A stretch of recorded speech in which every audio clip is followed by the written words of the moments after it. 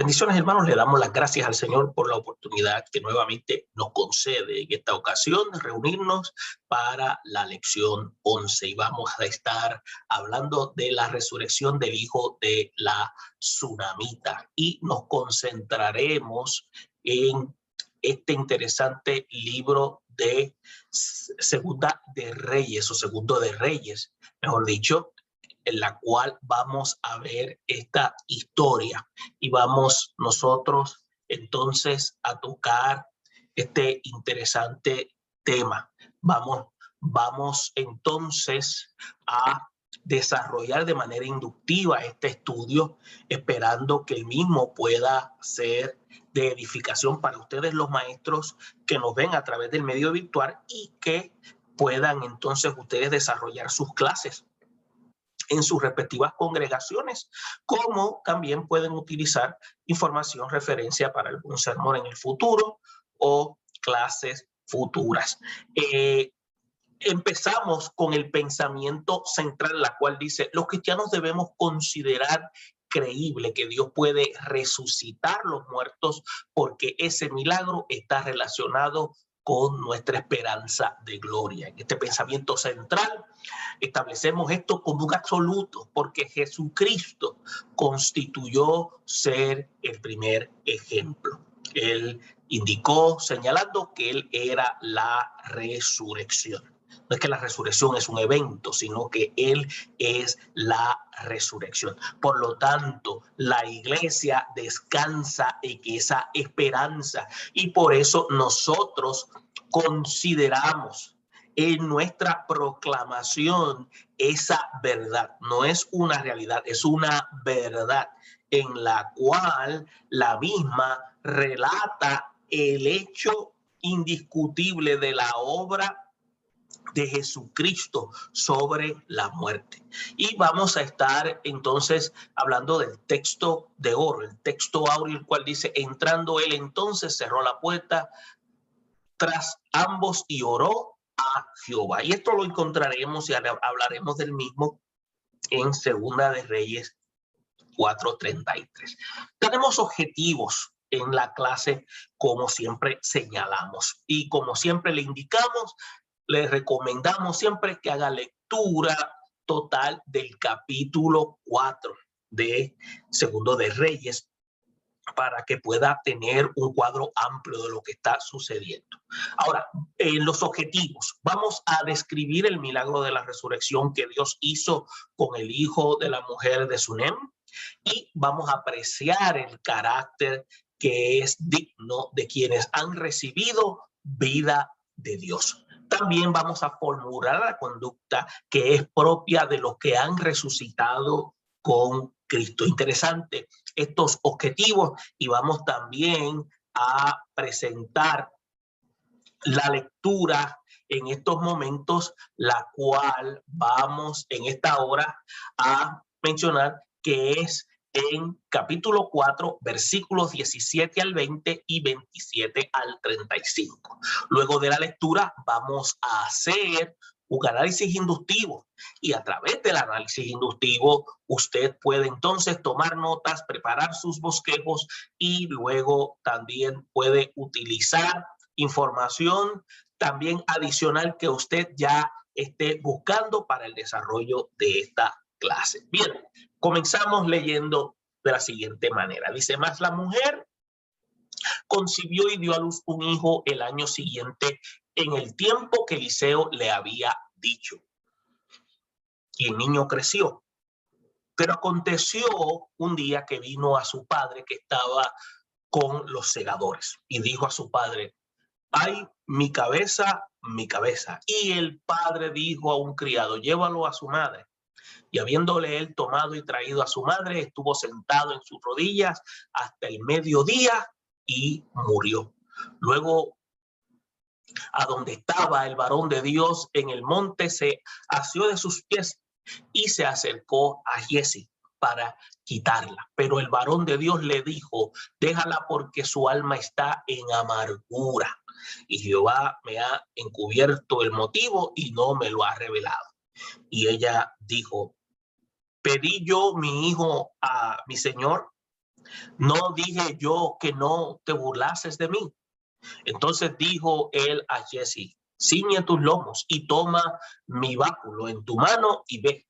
Si alguno te encontrare, no lo saludes, y si alguno te saludare, no le respondas, y pondrás mi báculo sobre el rostro del niño. Y dijo la madre del niño: vive Jehová y vive tu alma, que no te dejaré. Él entonces se levantó y lo siguió. Y Jesse había ido delante de ellos y había puesto el báculo sobre el rostro del niño, pero no tenía voz ni sentido, y así se había vuelto para encontrar a Eliseo y se lo declaró diciendo: el niño no despierta. Y venido Eliseo a la casa, he aquí que el niño estaba muerto, tendido sobre su cama. Entrando él entonces, cerró la puerta tras ambos y oró a Jehová. Después subió y se tendió sobre el niño, poniendo su boca sobre la boca de él y sus ojos sobre los ojos de él y sus manos sobre las manos suyas. Así se tendió sobre él y el cuerpo del niño entró en calor. Volviendo luego, se paseó por la casa a una y otra parte, y después subió y se tendió sobre él nuevamente, y el niño estornudó 7 veces y abrió sus ojos. Y así concluye la lectura. Y como siempre hacemos señalamiento, la lectura tiene siempre versos seleccionados. Y es importante que usted y yo hagamos lectura total de todo el capítulo para así tener una comprensión clara de él mismo. Vamos a través de esta enseñanza a tocar aspectos importantísimos. Vamos a hablar del hijo de la tsunamita, que muere en su propia casa. Y vamos a verlo entre el versículo 17 y versículo 20. Luego vamos a estar hablando de la madre del niño y vamos a ver que ella pide socorro a Eliseo para que pudiera revivir al niño. Y vamos como tercer aspecto a ver a Eliseo que ora al Dios Todopoderoso y obró en fe hasta que el niño resucitó. Ahora, en este análisis de este milagro portentoso que habla las escrituras en este libro de Reyes, vamos a ver la obra divina realizada en un niño en la ciudad de Sunem. Entonces, la forma en cómo Dios hace la obra es bien diversa, y vamos entonces a revisar lo que llamaré los 7 milagros de resurrección de muertos, incluyendo la resurrección de Cristo. Entonces, en cada caso Dios hizo el milagro de una forma diferente, y estamos viendo la diversidad que tiene el Padre Celestial en operar, porque está dejando por sentado que Él es la resurrección. Por eso, en cada uno, Dios da una enseñanza distinta de su omnipotencia y de cómo cada individuo socorre ante, o más bien cómo él socorre a los individuos ante sus necesidades. Ahora, el sujeto del milagro que nos ocupa en esta sección es un niño que nace por un milagro divino.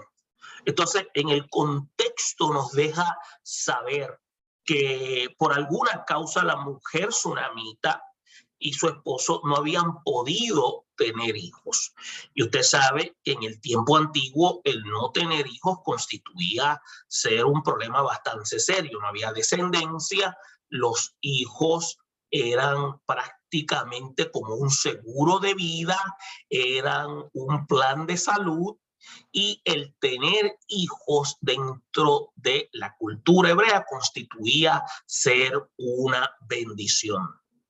Y la mentalidad que se tenía de no tenerlos constituía ser una maldición. Es por eso que al llegar el profeta Eliseo, Eliseo les profetiza a ella que al año siguiente iba a tener un hijo, y Dios lo hizo de la manera que el varón de Dios le había anunciado a la tsunamita. Entonces es digno considerar entonces que el niño nace eh, por un milagro, porque aunque no se dictan las condiciones de salud de la tsunamita, estamos viendo la obra soberana de Dios. Y cuando la enfermedad, en este caso, le quita la vida, vamos a ver cómo Dios también interviene. Entonces, vamos a estar revisando con detalle la historia para poder comprender lo que Dios comienza y cómo Dios también lo termina.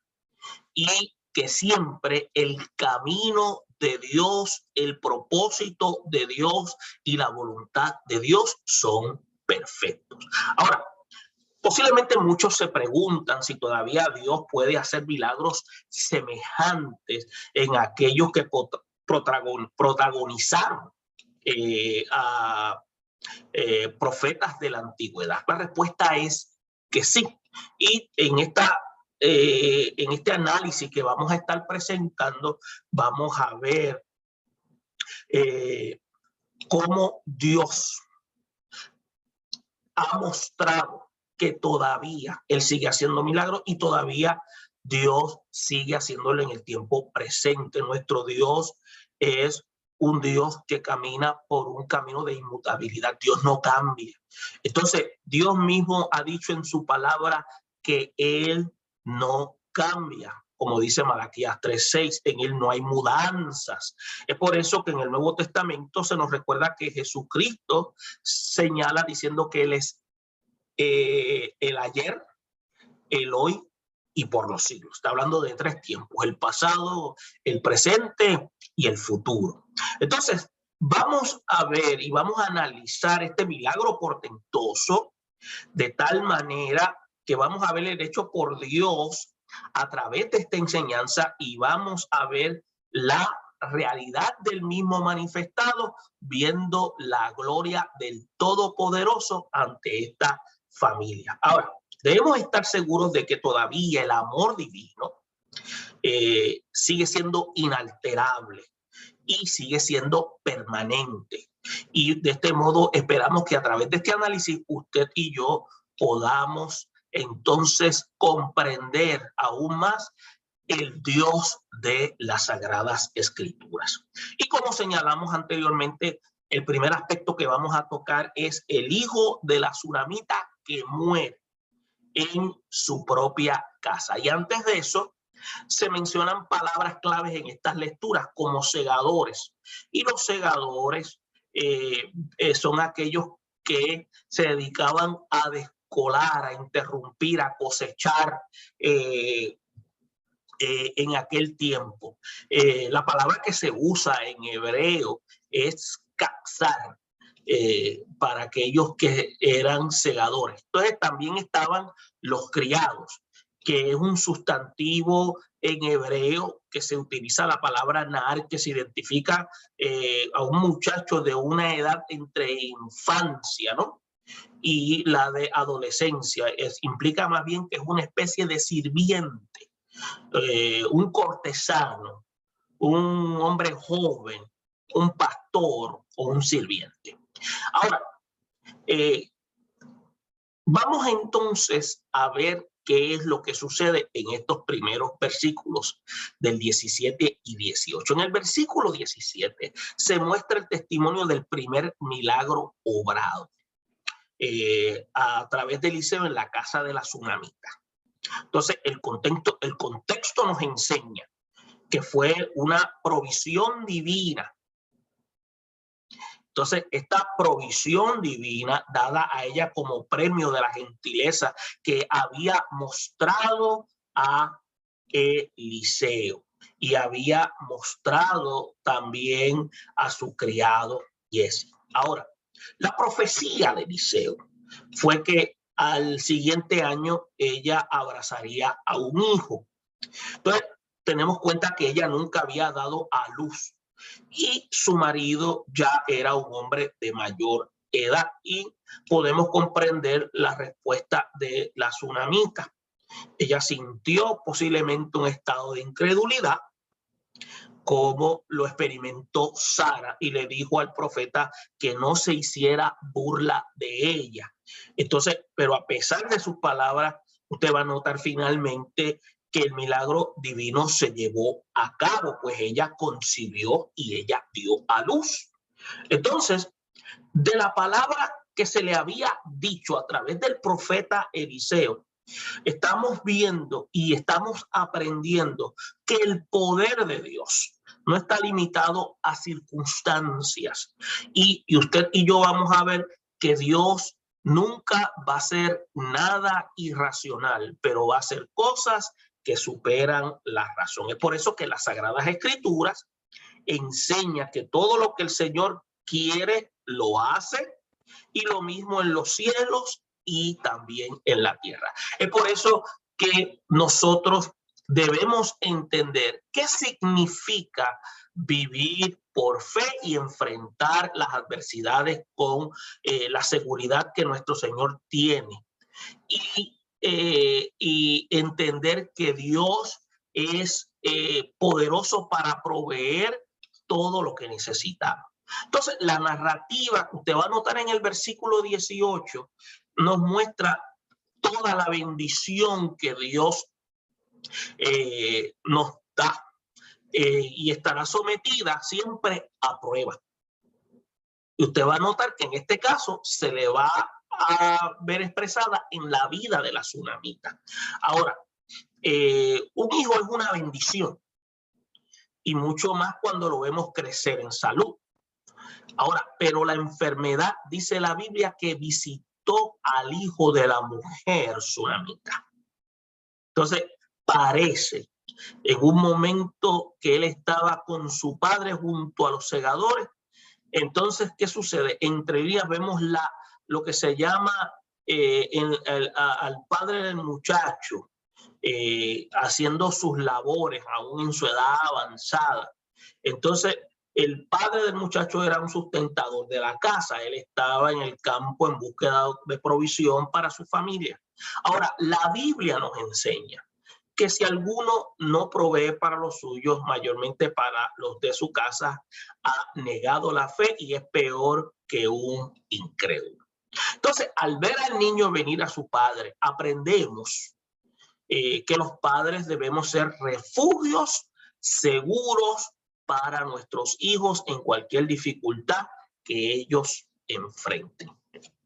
Ahora, vamos a trabajar los versículos 19 y 20. Los versículos 19 y 20, vamos a ver que se muestra en el versículo 19 la enfermedad manifestada de manera súbita en el niño, en la cual tenía en su cabeza.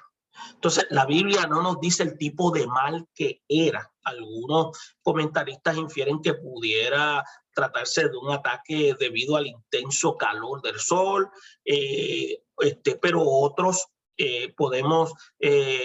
no lo pueden, ¿cómo se llama? No lo pueden asegurar, sino que el niño estaba sufriendo de un gran dolor de cabeza. Ahora, la enseñanza aquí es que los más serviciales siervos de Dios, ¿qué sucede? No están exentos de ser visitados por el mal. Tenemos que recordar que el mal tiene diferentes rostros, pero el desenlace posterior de esta historia nos va a hacer entender que cuando nosotros ponemos la confianza en nuestro Dios, confiamos en una vida de relación con Dios, sabemos que las cosas no ocurren por una casualidad, sino con un propósito definido para nuestras vidas y para fortalecer nuestra fe. Entonces, dice la escritura que el padre envió de inmediato al niño a su madre mediante un criado. Entonces, esto nos da a entender que también para ella fue una sorpresa la enfermedad grave de sus muchachos. Sabemos del carácter tierno que tiene Dios y cómo ha dado a este carácter de piedad y amor a través de las madres para lidiar con situaciones difíciles con sus hijos. Es algo característico que Dios ha puesto en las madres. Y en situaciones semejantes en la actualidad, nosotros llevaríamos al niño al centro médico, pero la Biblia no riñe con la ciencia aquí. Esto fue un periodo bien precientífico y de hecho la palabra, encontramos la aplicación de remedios conocidos en ciertas culturas, como digamos, masas de higos para poner en una llaga, como aparecía en Isaías 38, 21, cuando Jesús mismo dijo que los sanos no tienen necesidad de médicos, sino los enfermos.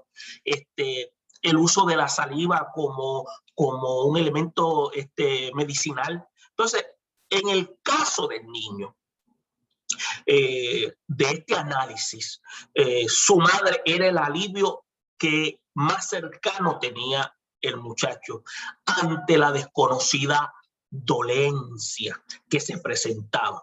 Entonces, son bienaventurados los hijos que tienen madres tiernas y tienen madres cuidadosas. Entonces, por eso, cuando los hijos ya son conscientes, deben honrar a sus padres y retribuir con amor a sus padres ya en la vejez, porque en la etapa cuando ellos eran niños, ellos fueron los que se dedicaron al cuidar de ellos para que ellos pudieran desarrollarse. Ahora, en el versículo 20 se nos ofrece el desenlace de la enfermedad. Y usted va a notar que el niño, el cual devino a él lo que se llama la muerte. Entonces, y la muerte llegó el mismo día. No fue que él estuvo unos días con la enfermedad. Quiere decir que esta situación fue una situación de carácter súbito. Ahora, aquí estamos ante un cuadro de fragilidad de la vida humana y siempre debemos tener presente que estamos sujetos a la misericordia divina. Y por ejemplo, todo confort que tenía las personas. Es como, por ejemplo, viene a nuestra mente el caso de Job en su casa, que de momento, de la noche a la mañana, todo se desboronó en un solo día. Entonces sus hijos murieron de manera súbita. Entonces, cuando estamos en el mejor momento de nuestra vida, todavía debemos tener una actitud de humildad y administrar sabiamente el éxito que Dios nos ha dado. Dios tiene control de nuestras vidas. Ahora, otra de las aspectos y palabras que vamos a encontrar es amargura. Entonces, cuando dice amargura, que significa prácticamente afligir en amargamiento, enfurecer en cierta medida. Aquí en el hebreo significa marar, de donde viene el nombre de Mara, significa amargura, que significa estar afligido, estar amargo, estar de un estado de humor incómodo, ¿no? Y también aparece el nombre de báculo. ¿Y qué es? Esta palabra en el griego, o mejor dicho en el hebreo, significa meshenet, que significa más bien un respaldo, era una especie de bastón, un sostén, un sustento, un cayado para sustentarse. En el tiempo antiguo, dentro de la cultura hebrea, se utilizaban lo que se llamaba el báculo, que era como un bastón, estaba el cayado, que era el que usaba el pastor para trabajar con las ovejas, y era una herramienta útil y hasta servía en aquel tiempo de GPS, porque se ponía de forma al revés, la parte que estaba en forma de U se ponía boca abajo y se empezaba en tiempos donde había mucha bruma a darle en el piso y mediante el ruido las ovejas seguían el camino del pastor. Ese era el GPS de aquel tiempo. Ahora, y también estaba lo que se llama el cayado. Entonces, ¿qué significa? Habían tres tipos de herramientas que se usaban en aquel tiempo. El báculo, que era una especie prácticamente de bastón, y casi siempre lo usaban las personas que tenían alguna condición. Estaba el cayado, que es el que usaba el pastor, y por lo regular el pastor usaba el cayado para trabajar con las ovejas y usaba lo que se llama, perdón, lo mencioné dos veces, la vara. El cayado, que es donde llevaba, alaban las ovejas, y la vara. La vara era una especie de bate con puyas.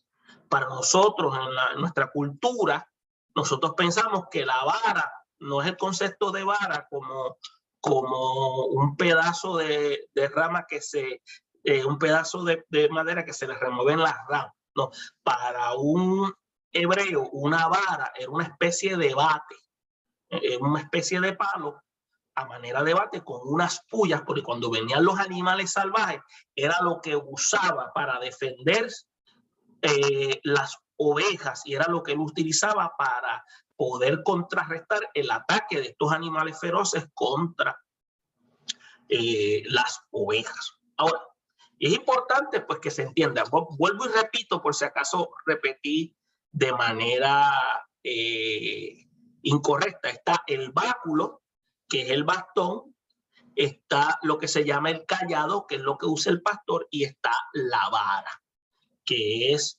lo que se utiliza para defensa.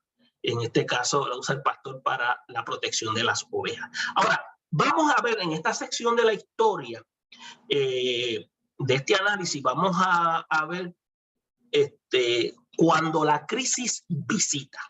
Ahora, la conducta de la mujer tsunamita, tal como se revela en el versículo 27, porque entonces dimos un brinco, acuérdense que no leímos todo el capítulo y siempre recomendamos que hagamos lectura de todo el capítulo. Se deja ver que ella sabía buscar la respuesta en Dios, y estamos viendo aquí que había una relación. Entonces, inmediatamente que el niño muere, ella puso el cadáver del niño en la cama del varón de Dios y viajó al monte Carmelo donde estaba Eliseo. Escuche bien. Entonces, los hombres de Dios son personas de referencia cuando se trata de una situación. ¿Por qué? Porque vamos a ver aquí que el mundo necesita a aquellos que andan con Dios, porque necesitan sentir refugio, necesitan experimentar esperanza. Entonces, siempre van a dar una palabra fresca y una acción dirigida que viene de parte de Dios, que va a llevarlos a hacer el bien. Entonces, la tsunamita reflejó aquí un estado de certidumbre, de fe en todo el momento de la crisis. Y usted va a ver lo siguiente. Primero, le dijo a su marido que había paz. Escuche bien, le dijo a su marido en el versículo 23 que había paz. Entonces, luego, ante las dos interrogantes de Giezi, mire lo que le dice. Le dijo que le iba bien a ella, a su marido y a su hijo, aunque el hijo estaba muerto. Y esto es interesante. Y estamos recordando que Dios da vida a los muertos y llama las cosas que no son como si fuesen. Entonces, acuérdese, tenemos que tener claro algo con relación a la fe. Fe no es negación de la realidad. Fe es aceptación de la realidad, sabiendo que Dios puede transformar la misma de acuerdo a su propósito. Eso es la fe. Y tenemos que ver que cuando la persona aprende a descansar en el Señor, sabe que lo que Dios va a ser exacto, va a ser seguro, va a ser certero. Entonces, al llegar a ver a Eliseo, vamos a notar algo interesante, pero antes de eso quería mencionar lo siguiente. Miren, nosotros los cristianos tenemos que aprender a creer y actuar en fe y a hablar conforme a esa confianza que nosotros postulamos. Entonces, vuelvo y retomo, al llegar donde estaba Eliseo, ella nos imaginamos que estaba con ese estado de quebranto, y la mujer se asió de los pies de Eliseo. Digamos que cayó en una especie de catarsis porque era un momento de desahogo, y al caer los pies, este era un gesto también de respeto y reverencia ante la autoridad del profeta. Ahora, al igual hicieron con Jesús, para traer a nuestra memoria cuando las mujeres, quienes el Señor se les apareció resucitado. Usted lo puede encontrar en Mateo 28, 9. Ahora, Eliseo pudo discernir, quizás por el dolor que mostró la mujer, que su alma estaba en amargura, pero le había sido encubierto el motivo de ello. Entonces, la amargura, escuche bien, ¿qué es la amargura? La amargura, hermano, es un veneno muy nocivo para el alma, que siempre tiende a contaminar a otros. Entiéndase, la amargura, veneno nocivo que tiende a afectar a otros. Entonces, tenemos que cuidarnos de ello y pedir al Todopoderoso que guarde, y entiendas aquí, corazón, nuestra mente, nuestro intelecto, nuestra razón, nuestro ser. Entonces, cuando hablamos sobre este aspecto, debemos entender que debemos cuidarnos, con sea porque a veces, cuando estas cosas golpean, es donde a veces la amargura quiere tomar dominio. Entonces, Dios estaba consciente de ese dolor, y Dios está consciente de nuestro dolor. Y por eso su siervo Eliseo no recriminó a la tsunamita por el estado interior de su alma. Entonces, ella estaba en el lugar correcto ante el representante de Dios, en este caso, que era Eliseo. Entonces, usted nota cómo el salmista en una ocasión dijo que delante del Señor se expondrá su queja. Él lo dice en el Salmo 142, versículo 2. A ti expongo mi queja. Y a igual debemos nosotros, en lugar de amargar a otros con palabras amargas, debemos ir al Señor en humildad y decirle todo nuestro pesar.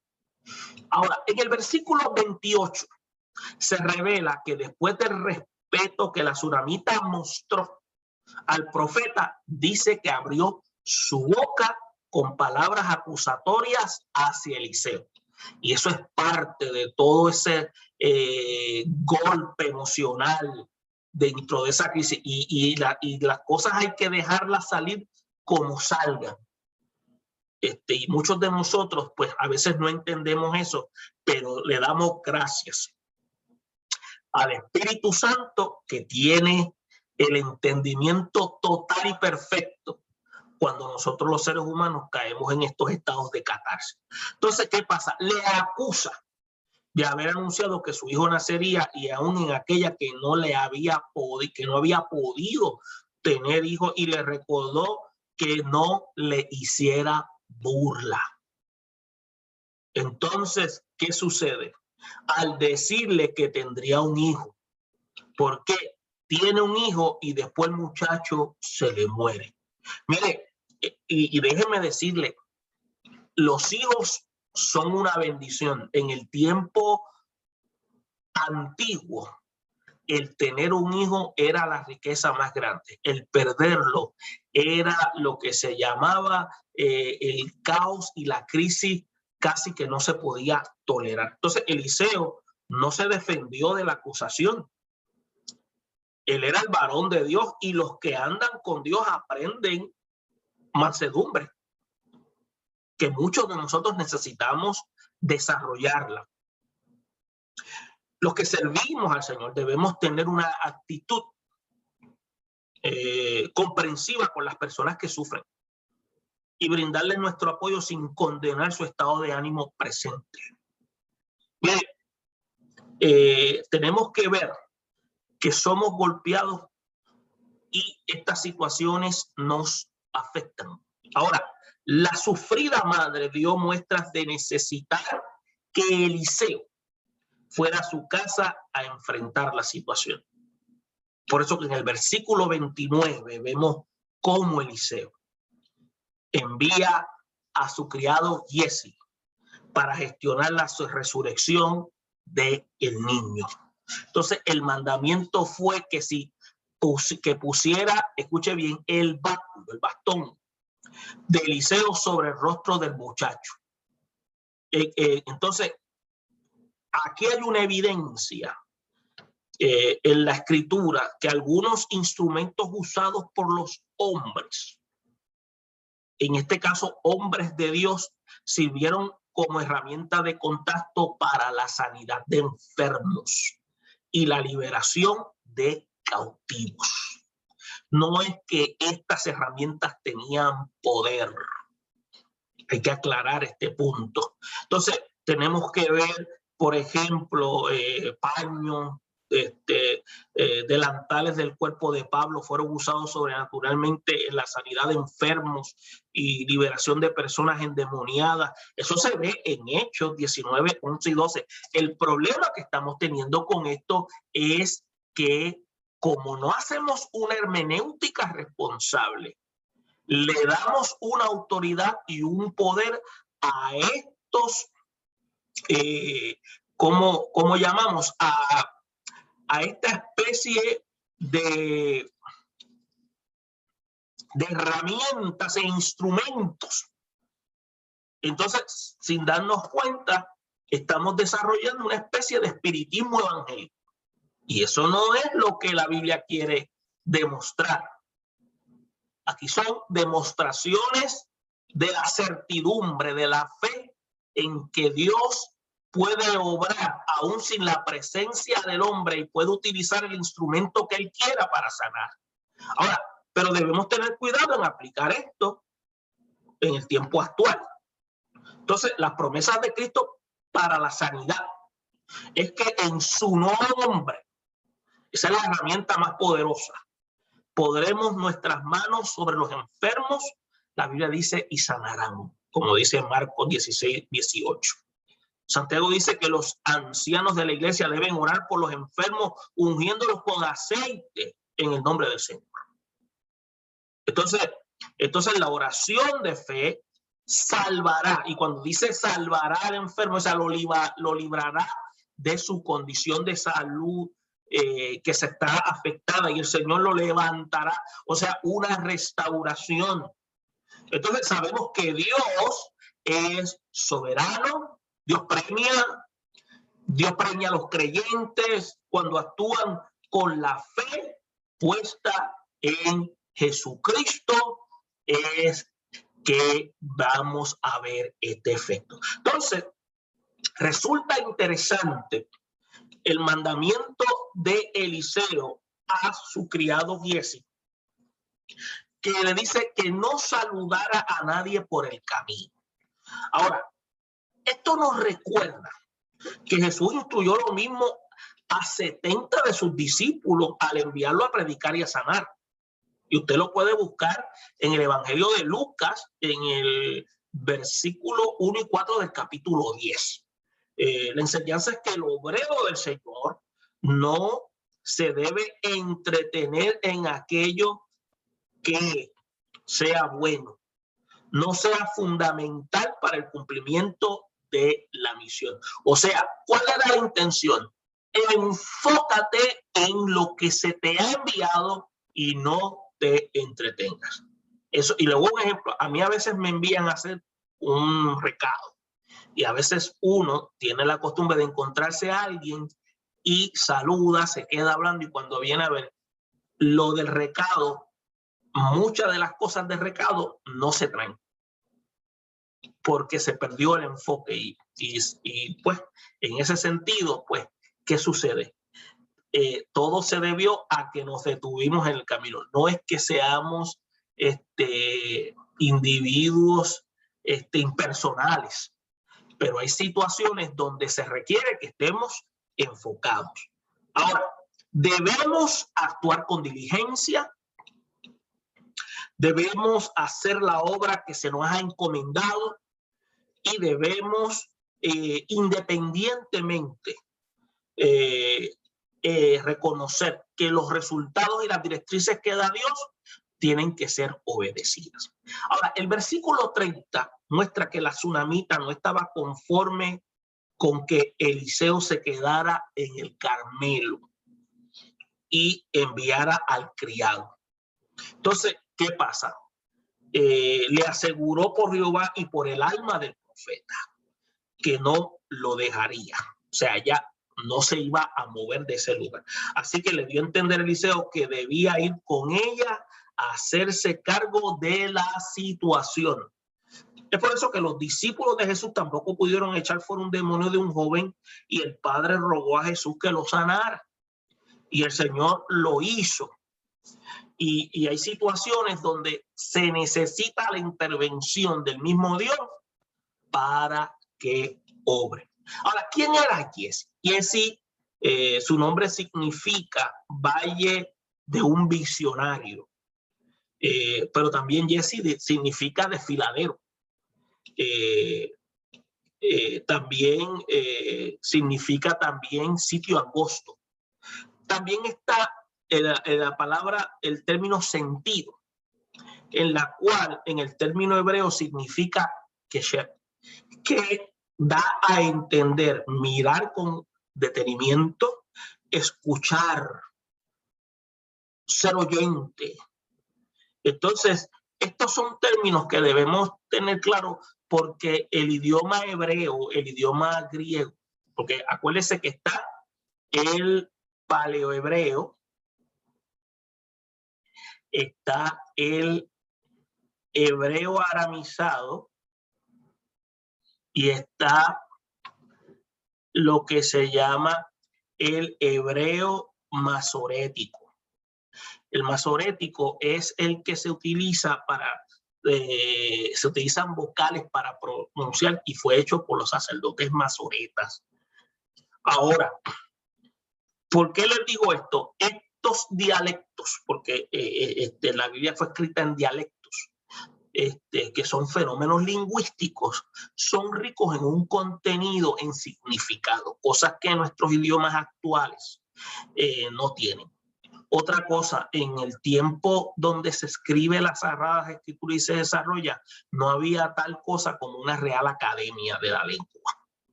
Entonces, el otro idioma que se utiliza es el griego. Está el koiné, que es el griego común. Está el griego ptolomaico, que es el griego jurídico. Y está el griego jónico, que es el griego que usaban, si no me equivoco, los poetas y los ilustres para hablar de manera más sofisticada. Ahora, estos son los tipos de dialectos que se manifestaron y que la Biblia los muestra para que nosotros veamos cómo es que se desarrolla, y por eso es que usted va a ver que en la clase siempre esta palabra viene de la raíz tal y esto significa esto. ¿Por qué le decimos esto? Porque muchos de nosotros pensamos que la Biblia, por ejemplo, yo soy puertorriqueño, la gente piensa, yo pienso que la Biblia escribieron en Puerto Rico el año pasado. Entonces, cuando me hablan al idioma español, yo trato de traducir la escritura a un idioma, al contexto cultural mío, pero hay un problema. ¿Cuál es el problema? Que el contexto cultural no es el mío. Un contexto cultural totalmente diferente, por lo que requiere entonces que yo tenga que ir a la fuente histórica, analizar el trasfondo y saber cuál era la problemática. Una vez explicando esto, entramos entonces al versículo 31. En el versículo 31 se nos da la respuesta de Eliseo. Recordemos que ella no se quiso ir del Carmelo, al menos que Eliseo no saliera con ella.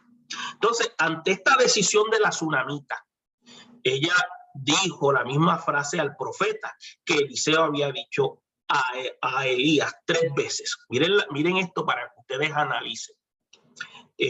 No te dejaré. Y esa misma frase la utilizó Eliseo con Elías.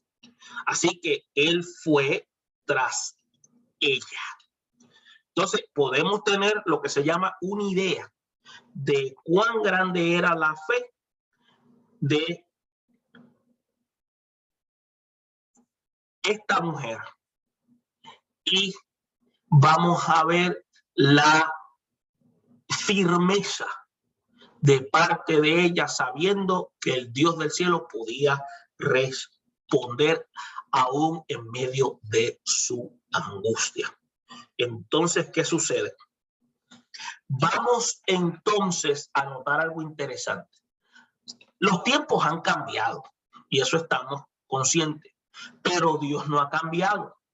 Tampoco deben cambiar nuestra actitud de relación con Dios. Entiéndase, nosotros lo comprimimos utilizando el término fe.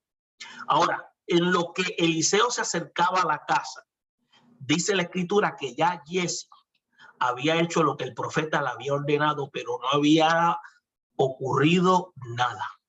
El niño no tenía voz, no tenía sentido. Al encontrarse con su señor, Giezi le dio el reporte que el niño no despertaba. Todavía el niño estaba muerto. Sabemos por enseñanza general de las Sagradas Escrituras que cuando Dios demora en hacer un milagro es porque va a glorificar su nombre de manera especial. No es que Dios llega tarde. Dios nunca llega tarde. Dios llega en el momento exacto.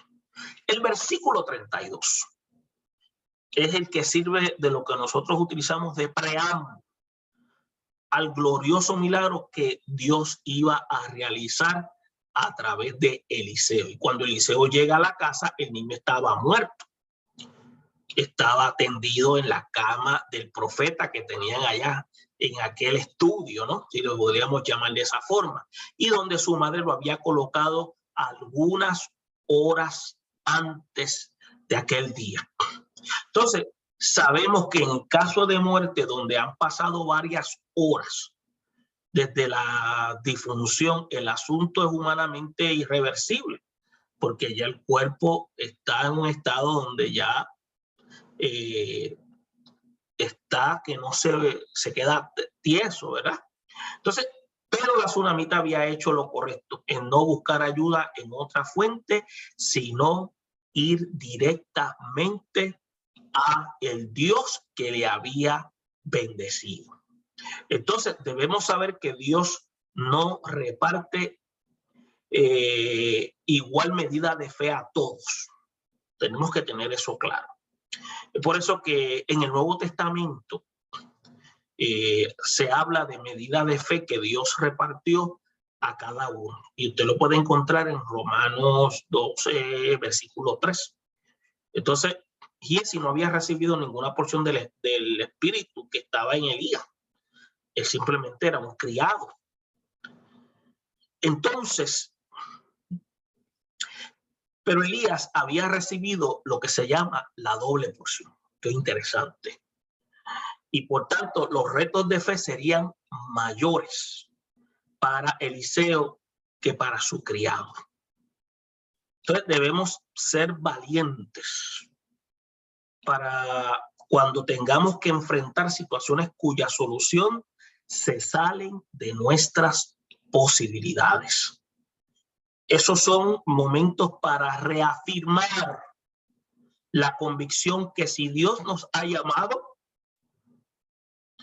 le obedecemos, Él nunca nos va a fallar, ni tampoco va a permitir que estemos en vergüenza.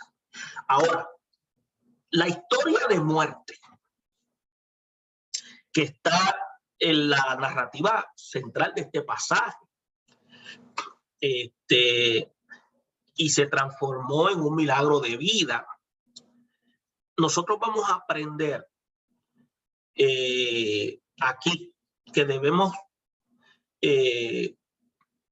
tener claro a manera de doctrina cristiana que el Dios de la Biblia manifiesta su autoridad y deja claro que Él es la resurrección. Y cuando escudriñamos el versículo 33, nos damos cuenta de que Eliseo entró a la habitación, cerró la puerta tras él, se quedó él y el niño muerto y oró a Jehová. Algunos de los milagros obrados por Eliseo sucedieron detrás de puertas cerradas. Todo un detalle interesante. Y un ejemplo de ello fue el de Segunda de Reyes 4:17, cuando Dios hizo multiplicar el aceite en la mujer de la viuda, a puerta cerrada. Entonces, recordamos que Jesús nos enseñó a cerrar la puerta para orar a nuestro Padre que está en secreto. Entonces, cuando Él resucitó a la hija de Jairo, echó fuera a los que hacían el alboroto y lamentaba. Jesús cerró la puerta para orar en secreto. Entonces entró a la habitación con un número pequeño de personas y resucitó a la jovencita. Ese fue Jesús. Ahora, los incrédulos no van a entender la manera en que Dios obra en casos difíciles. Por tanto, no debemos participar solo como espectadores curiosos. Orar a Dios en el contexto que Eliseo lo hizo tenía el sentido de mostrar la necesidad de un oportuno socorro. Su señor Elías había orado fervientemente, escuche bien, 2 veces, y Dios lo escuchó. Por la situación que enfrentaba ahora su sucesor, que era Eliseo, imaginamos con cuánta intensidad oraría Eliseo a Dios frente a aquel cuadro de muerte. En verdad, la oración eficaz del justo puede mucho. Ahora, ¿qué dice la narrativa del versículo 34? Eliseo, con el cuerpo del niño muerto, revela la disposición de servir en favor de otros, aun cuando se arriesguen las reglas de la pureza física. Escuche bien, no era permitido tocar cuerpos muertos en aquel tiempo. Entonces, recordamos bajo la ley, tocar un cadáver de cualquier persona hacía inmundo a la persona por 7 días. Y miren lo que sucede, hacía inmunda a la persona.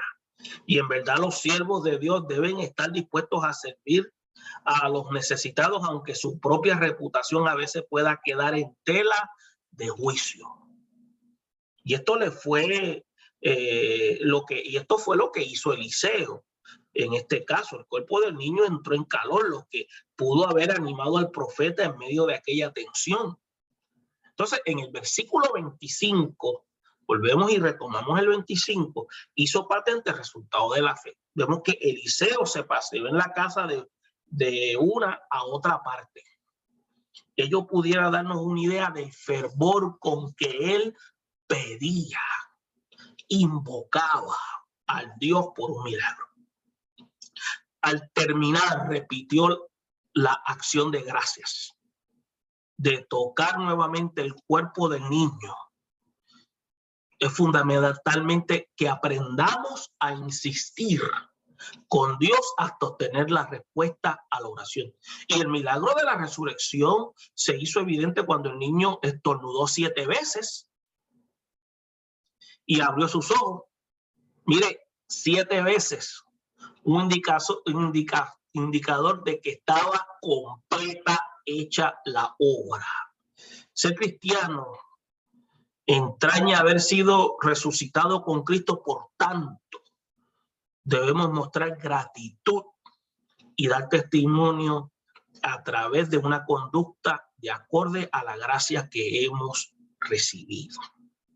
Ahora, estos detalles históricos respecto a la resurrección de aquel niño en Sunem,